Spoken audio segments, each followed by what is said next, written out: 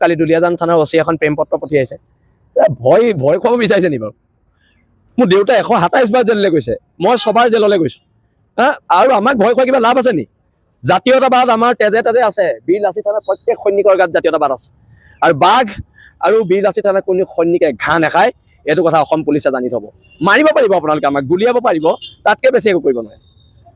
আৰু মই আজি ধন্যবাদ জনাইছো দেই দুলীয়াজানবাসী ৰাইজক ধন্যবাদ জনাইছো স্বতঃস্ফূৰ্ত বন্ধ স্তব্ধ দুলীয়াজান এইটো খিলঞ্জীয়া মানুহৰ ঐক্যতাৰ জয় দেশ আৰু জাতিৰ জয় আৰু খিলঞ্জীয়া মানুহে ইয়াত দবদবাই থাকিব তাৰ বাদে বেলেগ কথা পুলিচৰ গাড়ীখন আহি আছে পাৰে না পিছে পিছে